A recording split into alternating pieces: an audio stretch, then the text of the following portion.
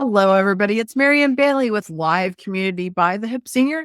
Today, we are here with Donna Mazzitelli. She is going to be teaching us about journaling. Donna, welcome. Thank you, Marianne. I'm so happy to be here. It's so good to be with you Yeah, I and to am talk about too. journaling. I'm really excited about this. Donna, can you introduce yourself a little bit and tell everybody what you do and why you're qualified to teach about journaling? Because you certainly are. Oh, sure. First of all, I don't think journaling takes any qualifications. So I'll just say that to begin with to let everybody know that what journaling is just an awesome practice that I'm going to talk more about that anybody can avail themselves of. A little bit about me, though. What I do is I am a writing coach, I am a book editor, and I'm also a book publisher.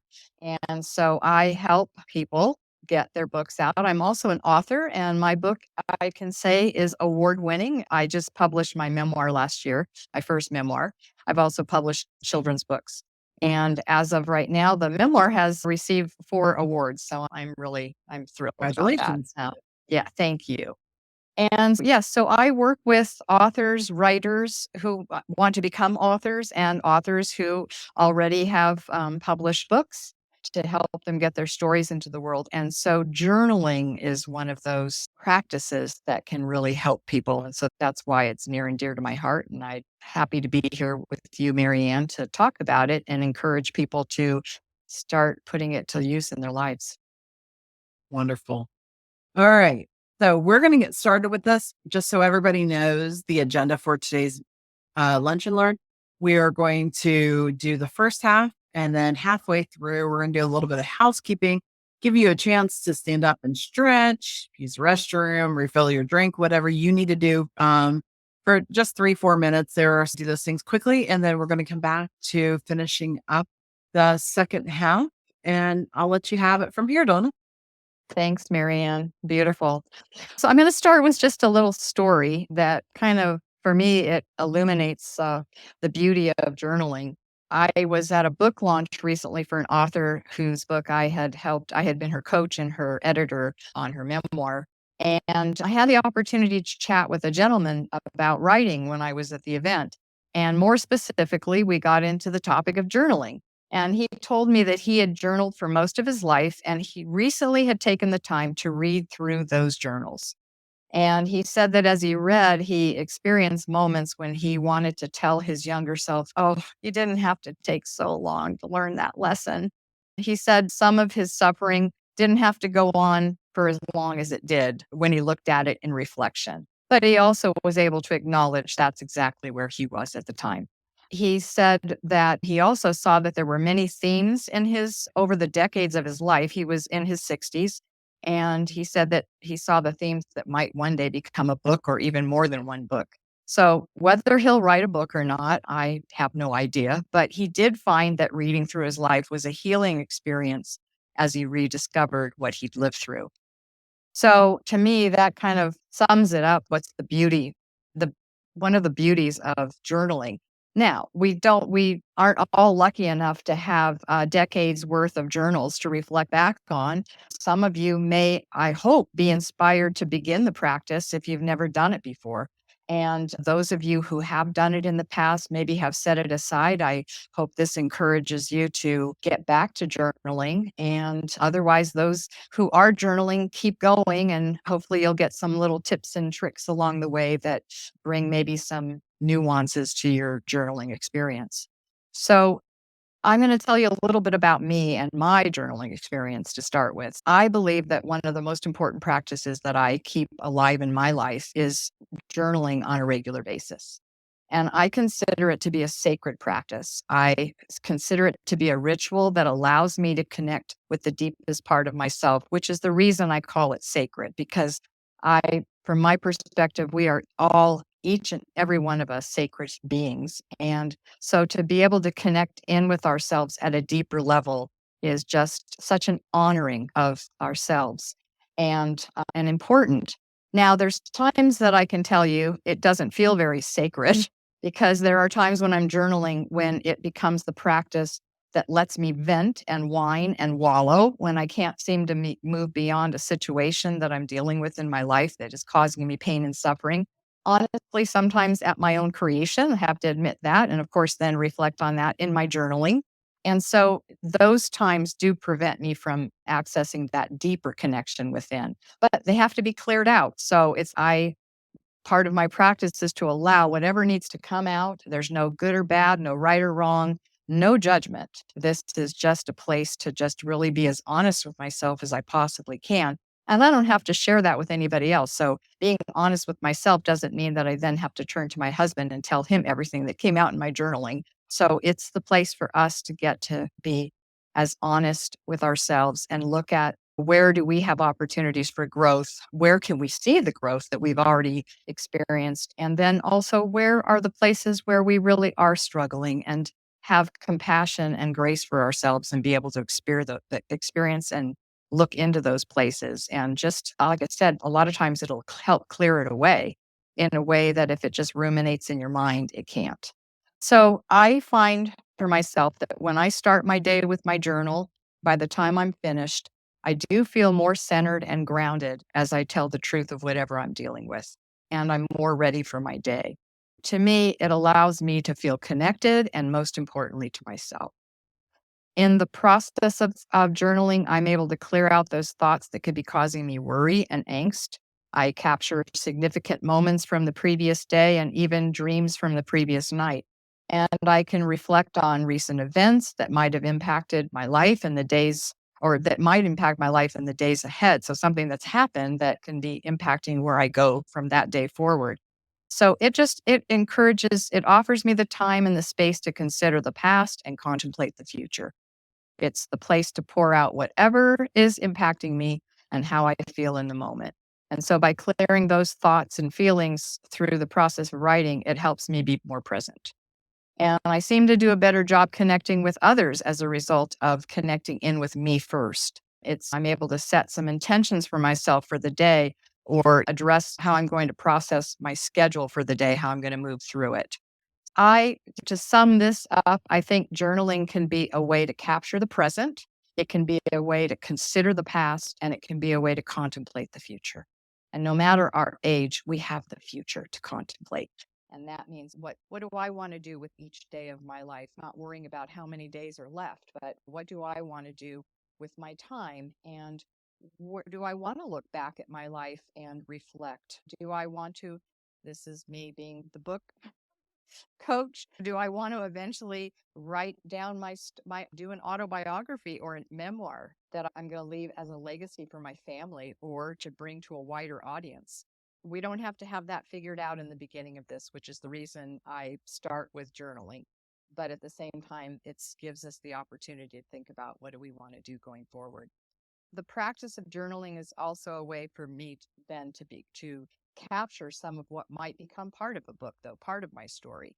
It lets me see, if I'm looking back, it definitely lets me look at what I've lived through and what I've come to know and maybe where I continue to struggle, because I consider our lives, there's like a spiral that if there are lessons that we haven't quite learned, we seem to have opportunities that present themselves that allow us to look at it from maybe a different perspective, a deeper perspective, in some way to maybe learn the lesson at a deeper level than we might have before. One of the I would say the way that I got into journaling to begin with, and a lot of authors who I work with reference her, is Julia Cameron. She wrote The Artist's Way quite a long time ago. I think that book came out in the 90s, probably mid 90s. And so The Artist's Way, and I think if I remember correctly, it's a 12-week journey if you follow it week to week. I was lucky that there were a group of other moms. We were all new moms or young moms and or not so young, as in my case. But we got together. Our kids were all like either about to start school or in early elementary. And we would get together once a week and we called ourselves, we had an Artist's Way circle, and we would get together and study her book. What I'm going to talk about today is one aspect of her book. So in her book, she describes two things that we must do regularly to reconnect with the creative parts of ourselves. And that was the reason we as a group of moms decided to do it, is we wanted to start connecting in with our own creativity to see who we were and what we were passionate about, aside from being moms. This can apply to us at any age of looking at what do we want to do to reinvigorate ourselves in some ways. Ms. Cameron's book is a great vehicle for What was her first name again? Julia Cameron. The two things she says that you need to do on a regular basis to connect in with that creative part of us is writing morning pages and having artist dates. And for the sake of this webinar, I'm going to just talk about the morning pages. As she recommends in her book, what I started doing as soon as I woke up every day was I started to write 3 pages of longhand writing that were strictly stream of consciousness. That was her kind of mandate, I guess you could say. And so it was a daily practice. And then she says that when in thinking about these pages that you're writing, they might also, and I'm quoting her, they might also more ingloriously be called brain drain, since that is one of their main functions. And she goes on to say there is no wrong way to do morning pages. These daily morning meanderings are not meant to be art or even writing. I stress that point to reassure the non-writers. Pages are meant to be simply the act of moving the hand across the page and writing down whatever comes to mind. Nothing is too petty, too silly, too stupid, or too weird to be included. And I loved that. I just loved her giving me permission. That is how I first tapped into just writing whatever was coming up for me right when I woke up in the morning. Before I engaged with my children, before I engaged with my husband, I wrote my morning pages. I actually would stay sitting in bed because if I had left the room, my kids would have found me. So I kept the bedroom door closed and pretended to be asleep for 15 minutes. And that is her recommendation, is that you do it for 15 minutes. She says that these pages are non-negotiable, not to be skipped or skimmed. And I'd love to say, though, that I have never missed a day, but that isn't true. That hasn't been the case for me. She does want you to do it, daily. But I can say for myself personally, there have been many times when I've gone without morning writing for long periods of time. And during those absences, when I look back at it, sometimes it's because it's been a difficult time in my life, a time when I was, dealing with a lot of pain or fear or anger or hurt that was so intense that I honestly could not sit. I couldn't sit with myself or sit with looking at whatever was happening. And I definitely couldn't write about it. And at times there are other times when the situation that was happening seemed to require my entire focus, whether maybe it was with a family member where I was needed somewhere else. So I couldn't take the time to sit down and do my morning pages. And then as somebody who works, there are times that I have commitments early morning that then, because I need to get up and get ready, I end up not writing. So I don't call it morning pages anymore because I don't follow her practice, but I do call it journaling. And so I journal as often as I can. And I give myself permission to, I give myself the grace that if I need to skip at times, I need to skip. If that pattern is happening, though, I do honestly do my best to take a look at it and see, is there some reason I'm avoiding writing? I'm avoiding journaling? Because sometimes it's my unwillingness to look at a situation and kind of look at what's my part in this, what's going on, why am I feeling the way I'm feeling? And so it will take me time before I'm willing to sit down and get honest with myself. I think if we're not in a place of journaling, if we've made a commitment to the practice of journaling and we're not journaling, it's always a good idea to take some time to look at what might be getting in the way, why we're not doing it, and to be as honest with ourselves as possible. And remember, we don't have to tell anybody else. It's only being honest with you. So I always remind myself that. And let's see, what else can I say about this aspect of the frequency? I would just sum it up that, again, is to be as gracious with yourself as possible. And if you decide to start journaling, get back to journaling, continue with journaling, it's to just do it as often as you possibly can. I think this might be a good place to take a little break. Are we a little early? But might be a good time to take a bathroom break, a refreshment break, a Yeah, mind break. absolutely. I know 1 hour is a really long time for most people to sit still these days. And so I encourage all of y'all to stand up, stretch, take a break, use the restroom, grab refill on your drink, whatever you want to do for, 3, 4 minutes. And when we come back, we will continue on. Perfect.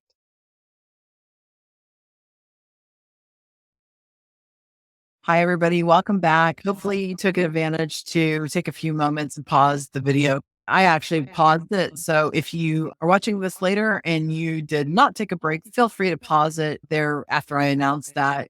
Do your thing, come back at your convenience. But in the meantime, we're going to get back to Donna and continue on our journey of journaling. Thanks, Mary Ann. Sure. I left off with it's a daily practice, can be a daily practice, but to do it as often as you can and not to be hard on yourself if you can't do it daily. I sure as heck don't ask any of my clients to make a commitment that they're doing it every day, especially since, as I said, if I'm being when I'm being honest about it, it's that I don't do it every day. Do you think some people maybe need that in the beginning, though? Yes, to develop a practice, sure, it could help.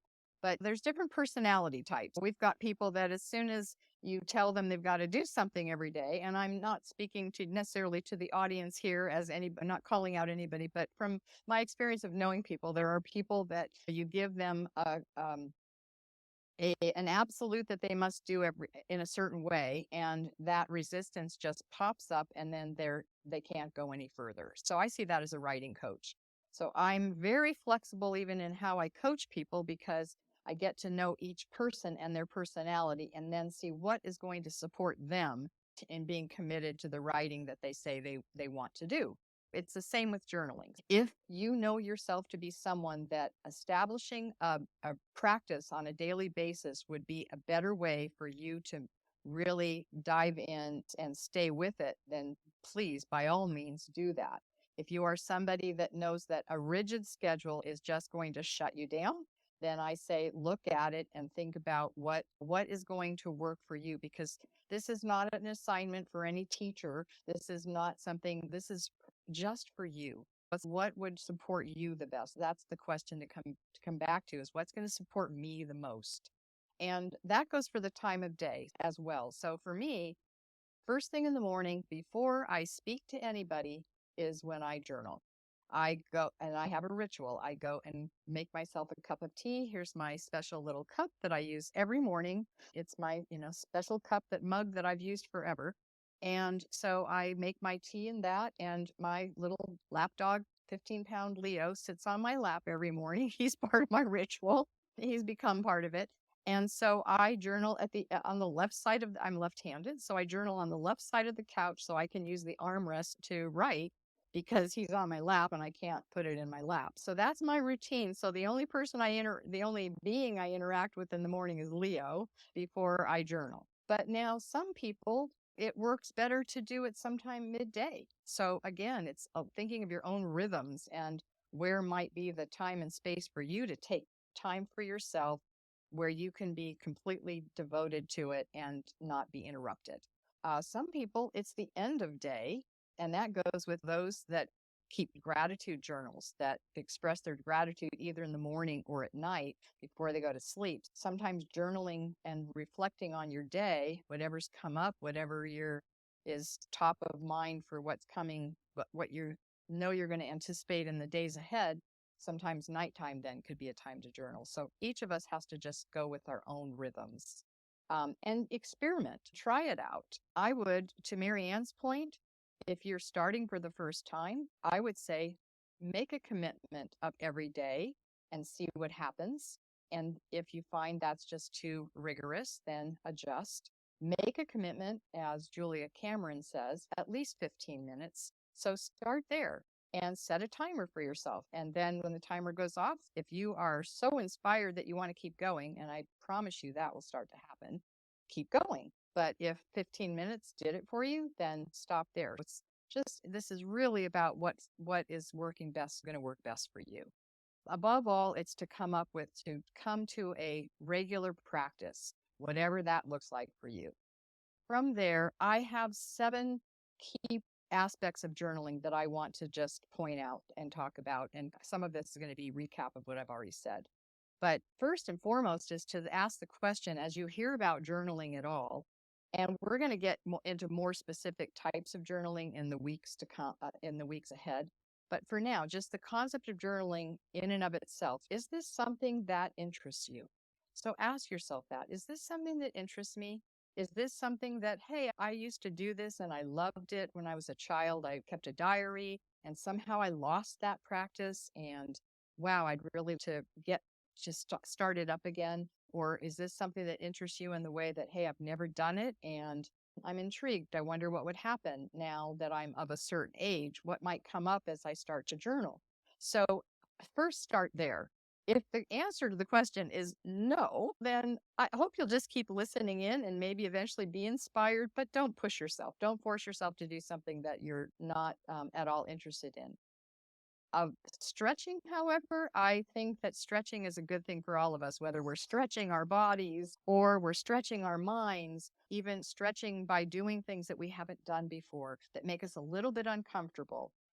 It's okay. So I would say if you can, give it a try and just see how it goes. So then the second consideration is the frequency that I've been talking about. Just as Marianne and asked, and we just spoke about, is would it be best to start with a daily practice and see how that goes? And they say, what, 21 days to establish a practice to make something a habit? Maybe you commit for the next 21 days or until our next, 2 weeks from now, we're going to have our next session. Maybe for 14 days, give it a shot and see how it goes. If that daily commitment is just too much, then consider how often could I do it and give it a try. And I would encourage you to, like I said, stretch a little bit. If you say maybe once a week, well, maybe try twice a week to start with, because really, when you think about it, that's quite a bit of time in between. The third point is the time of day. As I just talked about, for me, it's morning before I speak to anybody. That did come out of what I learned from Julia Cameron's morning pages practice.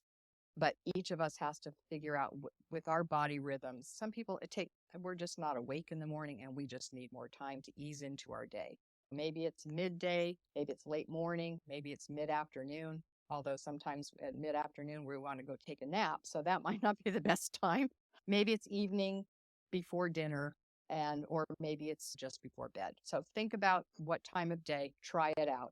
Experiment. If something isn't working, or then try a different time. Through this whole process, keep experimenting. How much time? I mentioned that Julia Cameron says 15 minutes, so I would encourage you to do it at least 15 minutes. And then if you feel like you can keep going, you could set your timer for another 15 or just let yourself go until you're done.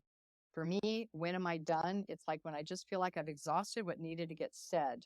And all of a sudden there's always a point when I go, okay, that's as much as I can say on this right now. That's as much as I can write about right now. It's time for me to move on to something else, which for me means going and making a cup of coffee because now I'm going to start cranking up my day.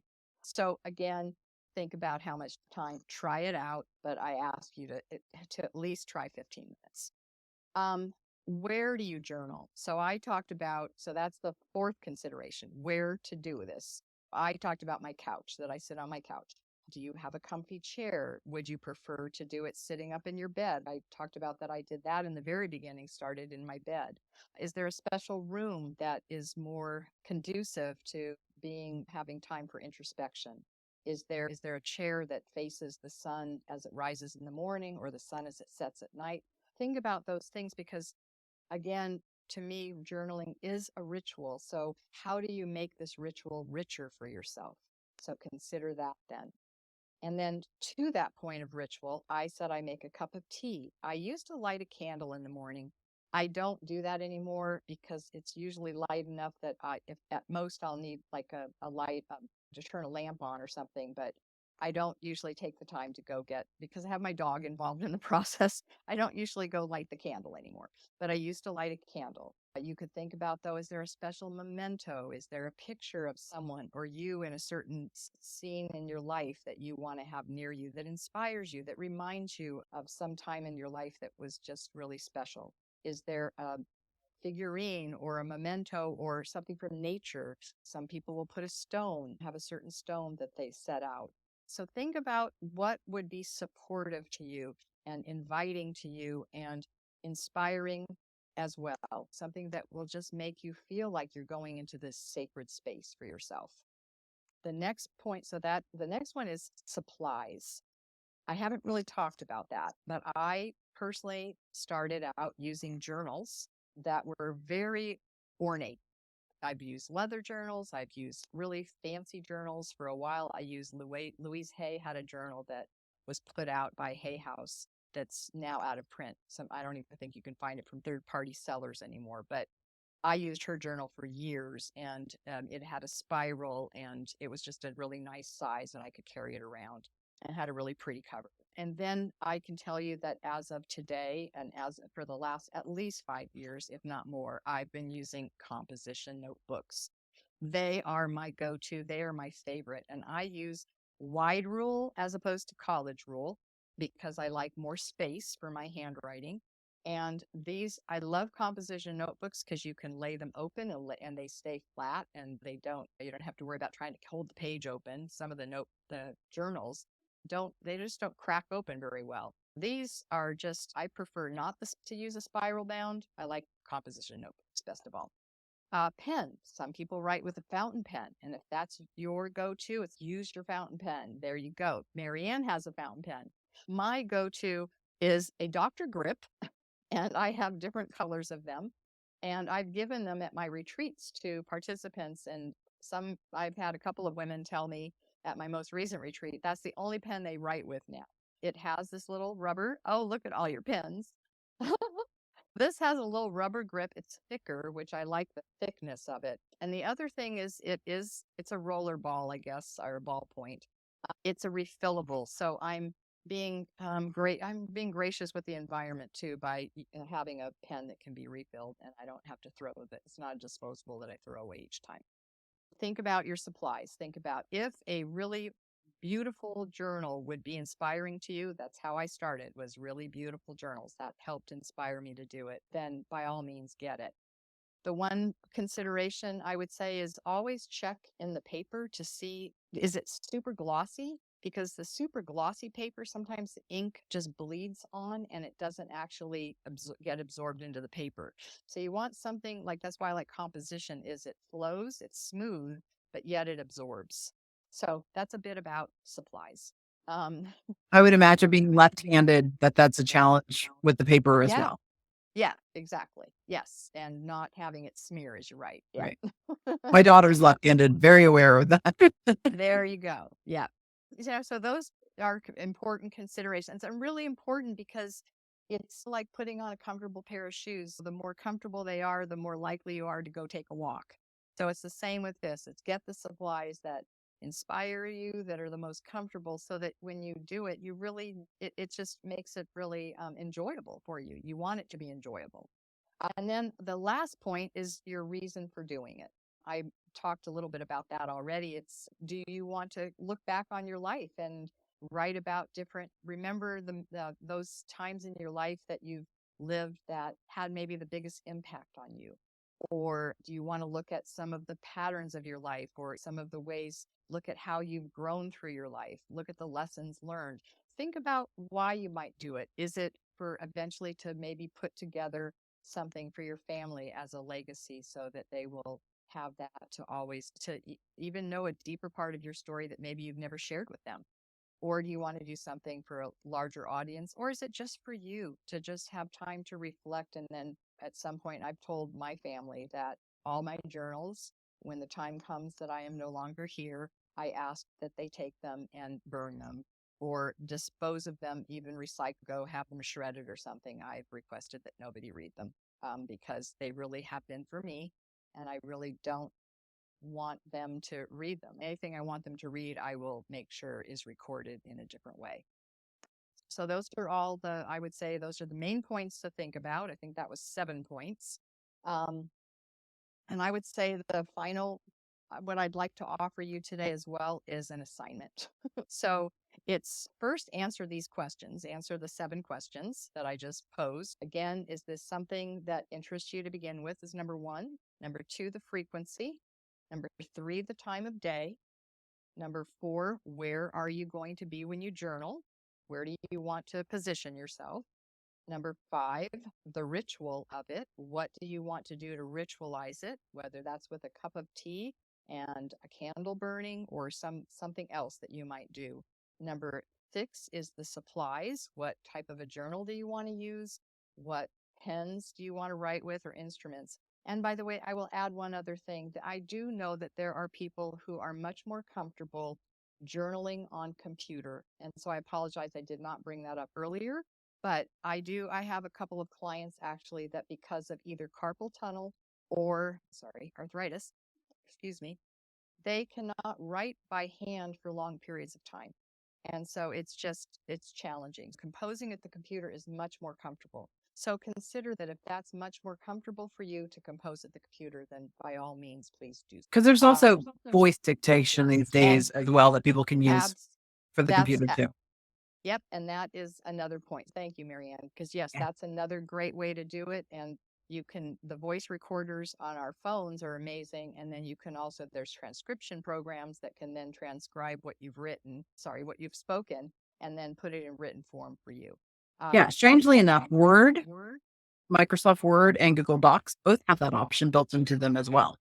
So Okay. yeah, so you don't even have to go buy software anymore. You just literally, if you use Google Docs, you just log in and there's a little button up top. Just click that, start talking. Works really Perfect. well too. Perfect. Perfect. So I have an affinity to handwriting because but I'm not telling anybody that you have to do it that way. And with clients, I always tell them, find the way into your heart. For me, it's find the way into your heart. So if for me, hand to heart or heart through hand is the way for me to get to my writing, to my deepest writing. But if you do have physical limitations, then your computer may be the way. And some people, that is the way in, especially younger people who have been raised with technology when not even learning how to write longhand. It's not accessible for them. So their heart is accessible through a computer. So that's great. And I encourage you to do it. Voice recording. I have clients that is their way in. It just lets them their stream of consciousness, able to say whatever they need to say with no interruption and be able to just pour it out. Yes, please, by all means, consider those as ways to do it, as well as the supplies that you might use if you're going to handwrite. And then the 7th point was your reason for doing it. So I asked you to look at that point as well, is what is your reason for doing? You may just start right now, it may just be to just see what the practice of journaling is all about. And that's perfect. And that may evolve over time. So your reason for journaling may turn into something more. So wherever you start today, it's just know that this is a fluid process and it may change in time. So what I would love to ask you to do in addition to answering those questions is over the next 2 weeks, if you can see what you can discover about journaling and about yourself by actually trying it out. If you try different modalities for journaling, see which one actually works the best for you in terms of accessibility and even accessing your heart. Just see what you discover about journaling. Is it comfortable for you? Are you able to open up and self-disclose? Do you find that some other things get in the way in terms of, and we're going to talk about these in more detail as we go forward, but the voice of the inner critic, the judgment that can come in. So just use this as a time to observe just what are your initial responses to journaling? And then what do you start to discover about yourself? Are there any ahas? Are there some, oh my gosh, I can't believe I remembered that. I hadn't thought about that forever. So just see what comes out of it. So approach the next 2 weeks with curiosity, with flexibility, with just the sense of discovery.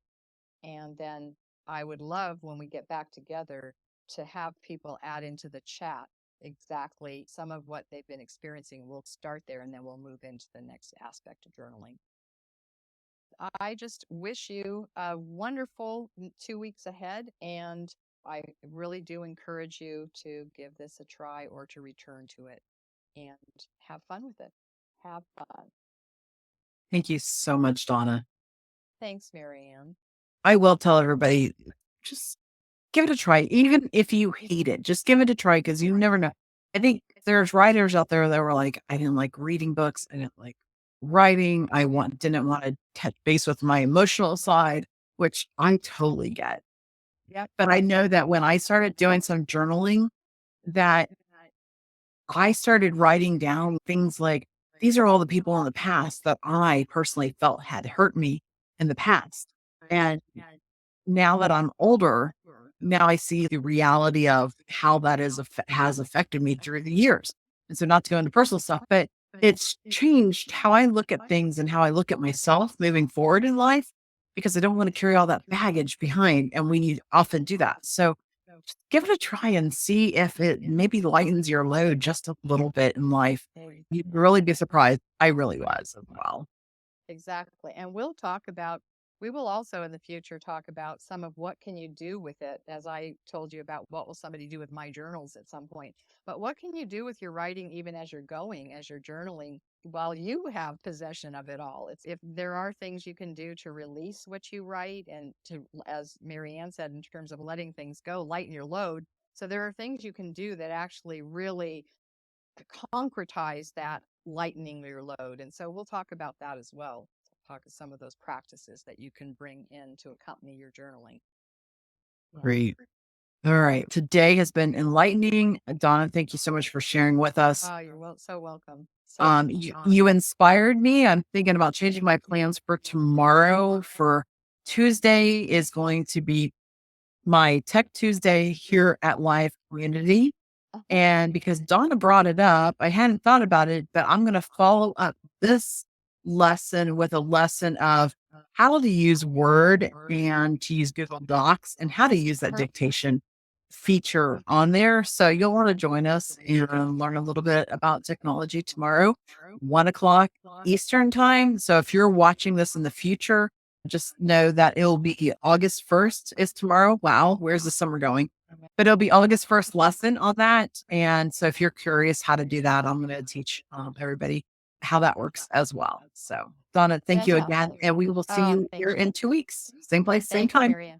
Same place. Thank you. Bye, Thanks. So good everybody. day.